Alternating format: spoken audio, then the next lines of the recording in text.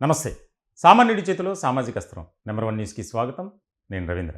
హీటెక్కిన pink politics. ఇప్పుడు ఈ topic 2 Telugu రాష్ట్రాల్లో ఆసక్తికరంగా మారింది. ఎందుకనంటే కల్వకుంట్ల కవిత ఆమెను పార్టీ నుంచి సస్పెండ్ చేస్తూ కేసీఆర్ ఒక కీలకమైనటువంటి నిర్ణయం తీసుకున్నారు. గత కొద్ది రోజులుగా కవిత అనుసరిస్తున్నటువంటి విధానం కానీ, మాట్లాడుతున్నటువంటి తీరు కానీ పార్టీలో ఉన్నటువంటి కొంతమందికి తీవ్రమైనటువంటి అసంతృప్తి, అసహనం కలిగిస్తుంది. గులాబీ పార్టీ, ఆ పార్టీ గురించి ప్రత్యేకంగా చెప్పక్కర్లా. అంటే 2 సందర్భాలు, 2 పర్యాయాలు దాదాపుగా 10 ఏళ్ల పాటు తెలంగాణ రాష్ట్రంలో కీలకమైనటువంటి భాగస్వామిగా ఉండి, ప్రభుత్వంలో ఉండి, ప్రజలకు సేవలు అందించినటువంటి ప్రభుత్వంగా బీఆర్ఎస్ పార్టీ అధికారం కోల్పోయిన తర్వాత అధికారాన్ని అడ్డు పెట్టుకుని అడ్డగోలుగా వ్యవహరించినటువంటి తీరు కానీ, అక్రమాలు కానీ, అవినీతి కానీ ఒక్కొక్కటిగా బయటకు వచ్చాయి. దీనిలో భాగంగానే కాళేశ్వరం ప్రాజెక్టుకు సంబంధించి ఇప్పుడు పెద్ద ఎత్తున దానికి సంబంధించినటువంటి చర్చ నడుస్తుంది. ఇటువంటి క్రమంలో కాళేశ్వరం ప్రాజెక్టులో జరిగినటువంటి అవినీతి అక్రమాలకు సంబంధించి విచారణ చేయాలని కాంగ్రెస్ ప్రభుత్వం భావించింది, జరుగుతుంది. దీనికి ఒక ప్రత్యేక కమిషను అలాగే రకరకాలుగా జరుగుతుంది. ఇటువంటి క్రమంలో కేంద్రం కూడా ఒక కీలకమైనటువంటి నిర్ణయం తీసుకుంది. సిబిఐతో విచారణ చేయించాలి. ఈ అంశానికి సంబంధించి కవిత ప్రెస్ మీట్ పెట్టి కన్నీటి పర్యంతమయ్యారు. తండ్రి మీద ఉన్నటువంటి ప్రేమతో తన తండ్రి చుట్టూ ఉన్నటువంటి కొంతమంది వ్యక్తులు కావాలని నా తండ్రిపై బురద జల్లే ప్రయత్నం చేస్తున్నారు, కేసుల్లో ఇరికిస్తున్నారు, మా నాన్న దేవుడు అని రకరకాలుగా మాట్లాడారు. ఆమె కోపం, బాధ అంతా బయటపడిపోయింది. హరీష్ రావు, సంతోష్ రావు ఇద్దరి పేర్లు బయటికి చెప్పినప్పటికీ చెప్పినటువంటి పేర్లు చాలా ఉన్నాయి. అందులో ముఖ్యంగా కవిత సోదరుడు కేటీఆర్ దుర్భాషలాడుతూ నాన్న ప్రజాసేవలో ఉంటే నాన్న చుట్టూ ఉన్నటువంటి వారు తమ ఆస్తులను పెంచుకోవటంలో భాగంగా పనిచేస్తున్నారు, పార్టీని భ్రష్టు పట్టిస్తున్నారు, నాన్న కడిగిన ముత్యం, హిమాలయ పర్వతం లాంటి వారు, ఇక రకరకాలుగా తండ్రి మీద ఉన్నటువంటి ప్రేమనంతా ఆమె ప్రెస్ మీట్లో కుమ్మరించింది.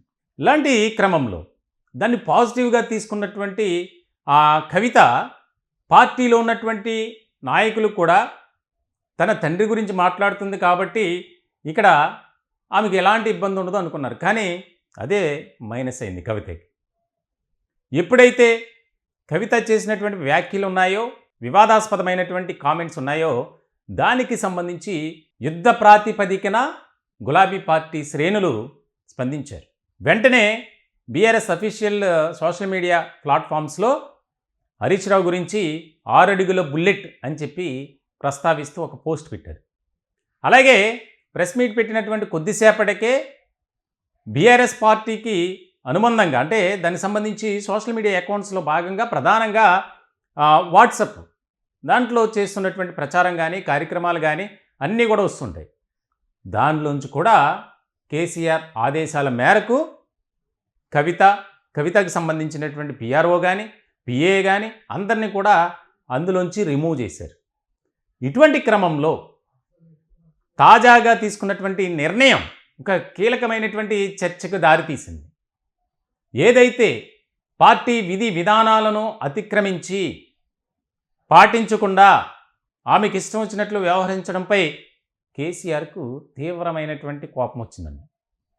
దీనికి సంబంధించి వెంటనే సస్పెండ్ చేస్తూ ఉత్తర్వులు జారీ చేశారు, ఒక ప్రకటన విడుదల చేశారు. దీనికి సంబంధించి చాలా ఆసక్తికరమైనటువంటి చర్చ జరుగుతుంది తెలంగాణ రాజకీయ వర్గాల్లో. ఇప్పటికే ఆ పార్టీ పరిస్థితి మూలిగే నక్కపై తాటికాయ పడ్డట్టు అన్న చందంగా తయారైంది. ఎందుకనంటే కాంగ్రెస్ అధికారంలోకి వచ్చిన తర్వాత ఏ రకమైనటువంటి విషయాలు బయటకు వచ్చాయి, వాస్తవానికి ఏదైతే ఎలక్షన్స్ ఇంకొక 1 ఇయర్లో జరుగుతాయి అనగా ప్రభుత్వం ముఖ్యంగా కేసీఆర్ సర్కార్ అవలంబించినటువంటి విధానాలు కానీ, ముఖ్యంగా స్కీమ్ల పేరుతో స్కాములు చేసినటువంటి అంశాలు కొన్నిటిని కాంగ్రెస్ బయటపెట్టింది. దానికి సంబంధించి తీవ్రమైనటువంటి స్థాయిలో ప్రచారం కూడా చేసింది. అయితే వాటిని తిప్పుకొడుతూ మేము అటువంటి అక్రమాలకు, అవినీతికి పాల్పడలేదని కేసీఆర్ అండ్ బ్యాచ్ చెబుతూనే ఉన్నారు. అయినప్పటికీ కూడా ఎన్నికల్లో ప్రజాక్షేత్రంలో ప్రజా తీర్పు కాంగ్రెస్ వైపే ఉంది. సో ఇటువంటి సందర్భంలో పార్టీలో ఉన్నటువంటి పరిస్థితులు కానీ, పార్టీలో ఉన్నటువంటి క్యాడర్ కానీ ఏ రకమైనటువంటి స్థితికి వెళ్ళిపోయింది అనేది మనం చూసాం. తెలంగాణ రాజకీయాలు అంటే టక్కున గుర్తొచ్చేది కేసీఆర్ పేరే. ఎందుకనంటే తెలంగాణ ఉద్యమం ఉమ్మడి రాష్ట్రంలో ఉన్నప్పుడు అసలు ఆంధ్రప్రదేశ్ అంటే రాష్ట్రం విడిపోవడానికి ముఖ్యమైనటువంటి కారణం ఏంటంటే కేసీఆర్ ఉద్యమమే. కేసీఆర్ ఉద్యమానికి కవిత ఎంతో తోడ్పాటునిచ్చింది. ఎక్కడో అబ్రాడ్లో ఉన్నటువంటి కవిత ఫ్యామిలీ ఈ ఉద్యమం పేరుతో ఉద్యోగాలన్నీ వదులుకొని వచ్చేశారు. తండ్రి చెంత నుండి తండ్రికి కావాల్సినటువంటి వాటిని అన్నిటినీ చూసుకునే బాధ్యతగా కవిత ఉన్నారు. మరంత ఇష్టమైనటువంటి కూతురిపై తన తండ్రికి ఎందుకంత కోపం? ఆమె అనుసరించిన విధానం వల్లే.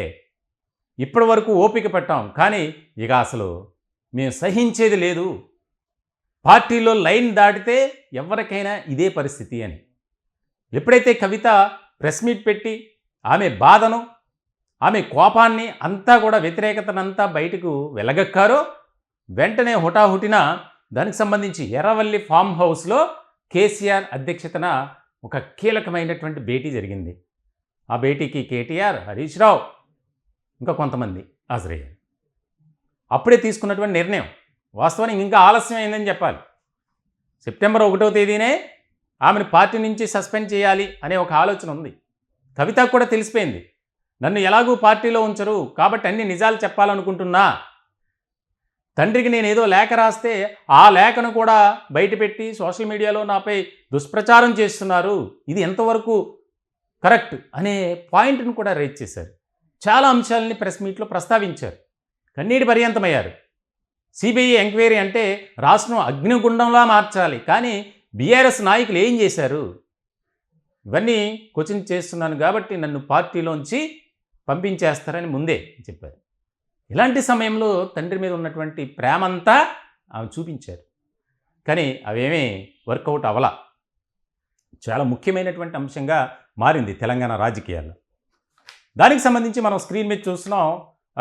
ఏదైతే లేఖ ఉందో భారత రాష్ట్ర సమితి డేట్ 2/9/2025 పార్టీ ఎమ్మెల్సీ శ్రీమతి కె కవిత ఇటీవల కాలంలో ప్రవర్తిస్తున్న తీరుతిన్నులు, కొనసాగిస్తున్న పార్టీ వ్యతిరేక కార్యకలాపాలు బీఆర్ఎస్ పార్టీకి నష్టం కలిగించే రీతిలో ఉన్నందున పార్టీ అధిష్టానం ఈ విషయాన్ని తీవ్రంగా పరిగణిస్తుంది. పార్టీ అధ్యక్షులు శ్రీ కె చంద్రశేఖరరావు గారు శ్రీమతి కె కవితను తక్షణం పార్టీ నుంచి సస్పెండ్ చేస్తూ నిర్ణయం తీసుకున్నారు. టి రవీందర్రావు ప్రధాన కార్యదర్శి, సోమ భరత్ కుమార్ ప్రధాన కార్యదర్శి, పార్టీ క్రమశిక్షణ వ్యవహారాల బాధ్యులు అఫీషియల్గా పార్టీకి సంబంధించినటువంటి ఒక లెటర్ హెడ్ మీద ఆమె సస్పెండ్ చేస్తున్నట్లు ఇచ్చారు. అంటే రానున్న రోజుల్లో గులాబీ పార్టీ ఏం జరుగుతుంది? గులాబీ పార్టీలో చీలికలు మొదలయ్యాయి.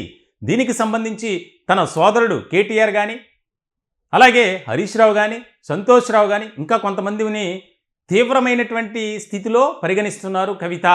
పార్టీ ఇంత దౌర్భాగ్యమైనటువంటి స్థితిలోకి వెళ్ళటానికి ప్రధానమైనటువంటి కారణం ఈ ముగ్గురే అని చెప్పకనే చెప్తున్నారు. తాజాగా ఆమె పెట్టినటువంటి ప్రెస్ మీట్లో 2 పేర్లు, హరీష్ రావు అలాగే సంతోష్ రావు, 2 పేర్లు చెప్పారు. కేటీఆర్ పేరు మాత్రం చెప్పలా. ఇంకా కొంతమంది ఉన్నారు అని దాటవేసే ధోరణిగా మాట్లాడారు. అంటే భరించారు, సహించారు, అన్నీ కూడా చూస్తూ వచ్చారు. బట్ ఎక్కడా కూడా కవిత వ్యవహార శైలిలో కానీ, ప్రవర్తనలో కానీ దీనికి సంబంధించి ఒక చేంజ్ అనేది లేదు. సో మొత్తానికైతే పింక్ పార్టీలో రానున్న రోజుల్లో ఏం జరగబోతుంది? ఏదైతే ఢిల్లీ లిక్కర్ స్కామ్ కేసుకు సంబంధించి అరెస్ట్ అయ్యి చాలా రోజులు జైల్లో గడిపినటువంటి కవిత ఏ రకమైనటువంటి పరిస్థితుల్లో మళ్ళీ బయటకు వచ్చి కొన్ని రోజులు విశ్రాంతి తీసుకొని మళ్ళీ ఆమె రాజకీయ ప్రయాణాన్ని కొనసాగిస్తూనే ఉన్నారు. సో ఇలాంటి సందర్భంలో కవిత అడుగులు ఎటువైపు, నెక్స్ట్ ఏం చేయబోతున్నారు అనేది చాలా కీలకంగా మారింది. మాకు అందినటువంటి ఇంపార్టెంట్ ఇన్పుట్స్ని బట్టి కవిత త్వరలోనే ఒక రాజకీయ పార్టీని అయితే ఆమె అనౌన్స్ చేయబోతున్నారు. దీనికి సంబంధించి రూట్ మ్యాప్ అంతా సిద్ధం చేసుకున్నారు. దీనికి సంబంధించి పూర్తి స్థాయిలో ఒక ఆమె క్యాడర్ను కూడా సిద్ధం చేసుకున్నారు. ఆమె వెంట బీఆర్ఎస్ నేతలు ఎంతమంది కలిసి వస్తారు, నడుస్తారు అనేది ఇక్కడ ముఖ్యమైనటువంటి పాయింట్. దీని గురించి మరొక సబ్జెక్టులో నేను చెప్తాను. పూర్తి వివరాలు మాకు అందిన తర్వాత మొత్తానికైతే కల్వకుంట్ల ఫ్యామిలీలో కలవరం, కలకలం అన్నీ కూడా నెలకొన్నాయి. ఏ రకమైనటువంటి పరిస్థితులకు వెళ్తాయి? ఖచ్చితంగా కవిత బయటకు వచ్చి మాట్లాడతారు మళ్ళీ. ఈసారి అయితే అంతకు మించి అన్నట్లుగానే వ్యవహారం ఉంటుంది, ఆమె మాటల విధానం ఉంటుంది, మాట్లాడే తీరు, వ్యవహార శైలి ఖచ్చితంగా వార్నింగ్ ఇస్తారు. ఎవరెవరైతే తన తండ్రి చుట్టూ ఉన్నటువంటి కొంతమంది నాయకులు ఏ రకమైనటువంటి అక్రమాలకు పాల్పడ్డారనే విషయాలు కూడా చెప్తారు అనేది తెలంగాణ రాజకీయ వర్గాల్లో జరుగుతున్నటువంటి చర్చ. కవిత బయటికి రావటం వల్ల బీఆర్ఎస్ పార్టీకి ఏమైనా నష్టం ఉంటుందా? కేసీఆర్కు వ్యక్తిగతంగా, ఎందుకంటే ఇటు సీనియర్ నాయకురాలు, అలాగే కుటుంబంలో ఒక ముఖ్యమైనటువంటి వ్యక్తి, మరీ ముఖ్యంగా కేసీఆర్కు ముద్దుల కూతురు. సో మొత్తానికైతే మరి ఏం జరగబోతుంది? నిజంగా బీఆర్ఎస్కు నష్టం వాటిల్లే అవకాశం ఉందా అనే దాని మీద మీ యొక్క కామెంట్ని దయచేసి పోస్ట్ చేయొచ్చు. మీ అభిప్రాయాన్ని కామెంట్ రూపంలో తెలియజేయండి. దయచేసి మా ఛానల్ని సబ్స్క్రైబ్ చేసుకోండి. Thank you.